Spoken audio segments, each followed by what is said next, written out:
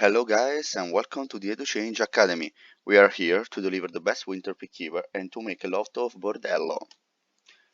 In this session I will talk about the main EduChange customers and, in the end, how to be sure of having a complete target list.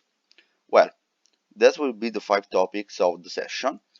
Kind of schools, internal structure, how to approach, what to do and what to don't, and useful information for target list. Okay. Start by showing you a table explaining how our school system is divided. We have primary schools, which provide 5 years of elementary studies, secondary schools that provide 3 years of average education, and 5 years of higher education. Then, we have comprehensive institutes in which different degrees of education are included in the same structure, but with a single presidency and a single council. Now, let's see how a school is structured internally. We have the secretariat, the teachers, and the principals, as well as the teaching body as the governing body. So, the secretariat, as written, is the office that answers us when we call the number of the school. 2. Which will ask to speak with a professor responsible for the project. So, the teacher is the person we need to ask is a language teacher or professor who takes care of internal projects. With this person we will make the first call and a meeting, after which this person will bring the proposal to the teaching staff. We can skip this step if the secretariat makes us talk directly to the principal. The principal is the head of the teaching body, through which he must pass the proposal and be approved. The contract will be in the name of the principal as representative of the college, and he, once the project is approved, will sign it. Once the contract is signed, the principal will send it to the secretariat, which will record it and send it to us.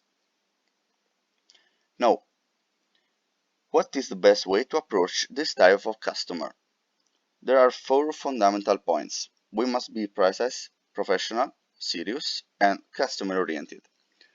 The precision is necessary to be very precise in giving the information without digressing, to capture the attention of the people who are working at the moment.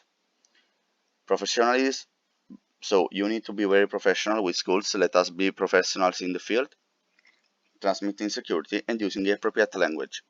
Seriousness, you have to demonstrate seriousness and consistency is very important. So if we don't know something or we are not sure of something, let's not say it and refer it during the meeting. Being linear and consistent is a big advantage with this type of customer. Customer orientation means that we always try to understand our interlocutor. Let's not stop at the guidelines, but we also try to understand what the kind of customer expects from us and how he could decide to give us his time. Despite the guidelines, every customer is different, and the only way to approach it is to make them feel chosen and meet their needs. Then, there are some tips about what to do and what not to do. Obviously, the situation can be many and very different, but in general, you be polite, be patient, be determined, and give a deadline by saying, I'll call you tomorrow morning for updates. And avoid to don't be grumpy, don't be hasty when you can't, don't let things happen by themselves, don't give a deadline by saying do it by tomorrow, ciaone, and don't reply with I wait for your call.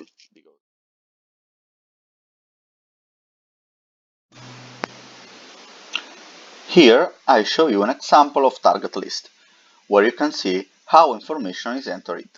In this way, before making the call, you can already get an idea of who you are calling, and you already have some useful information to think about a suitable proposal. So, here we have the name of the school, if the school is public or private, the grade of the school and the type of the school, how many sites have the school, in which comune and which provincia is the school, number phone of the school, website, and a space for any comments during the selling process. And before concluding, here are some useful things for our target list.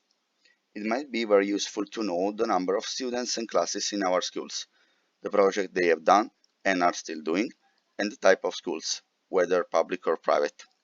Obviously, then it is necessary to know the teaching address and the degree. But the number of students and classes is important to understand how to propose the number of volunteers. The project already active and passed, it's important to know for understand the mindset of the school and their interest in certain issues, and to understand if there is therefore a need to feed it or turn it on. Teaching address, it's important to know for understand well what kind of the JD to propose, especially taking into consideration the global projects. The type of school, obviously, it's important to know what kind of school is, whether primary or secondary, to find the best way to make people understand that our project is suitable for them. Public or private, these help us to understand what financial resources could have and what could be the reasons for a slowdown in the decision-making process. So, thank you so much for the attention and check the next video. Good work, and if you want, you can approach me.